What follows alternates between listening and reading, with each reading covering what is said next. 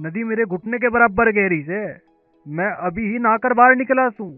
ऊंट की बात सुन के लोमड़ी ने लग गया कि वो आराम से नदी में नहा लेगी और डूबेगी भी कोनी। न्यू सोच के उसने नदी में छलांग लगा दी।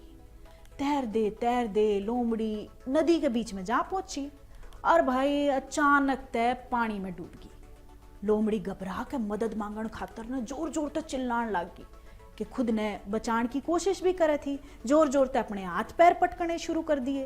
भाई घणीए कोशिश करी और आखिरकार लोमड़ी नदी किनारे पहुंच गई। नदी ते बाहर आंदे वहां ऊंट पे गुस्सा हुई। आग बबूला होके लोमड़ी ऊंट ते बोली, अरे बावड़े ऊंट, तन्ने तो मैंने मार ही दिया था। तूने तो कहा था कि वो नदी घुटने बराबर गहरी से। मैं तो भाई मरते मरते बची हूँ। हाँ तो लोमड़ी बहन, मैंने कौन सा आपसे झूठ बोला से? मैंने तो यही बोला से कि नदी मेरे घुटने के बराबर बहरी से। लेकिन तन्ने मेरी बात ध्यान से कोना सुनी, अब उल्टा मुझ पे ही गुस्सा करने लग रही। ऊंट की आवाज सुन दे लोमड़ी ने अपनी गलती का एहसास होया। उसने समझ में आया कि ऊंट ने अपने घुटने के बारे में कही थी। लोमड़ी ने अपने घुटने के बारे में समझ ली और नदी में कूद पड़ी। लोमड़ी ने ऊंट से माफी मांगी और उड़ते चली गई।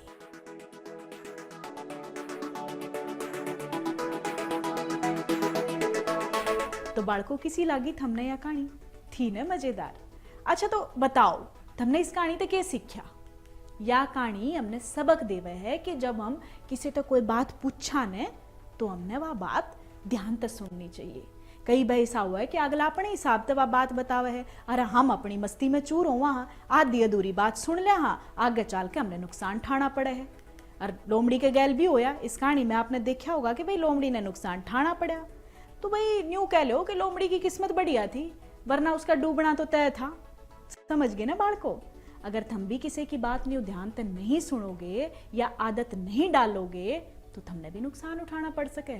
समझ गए ना? तो मैं चालू हूं, अगली बार फिर आऊंगी एक मजेदार कहानी लेके। राम राम।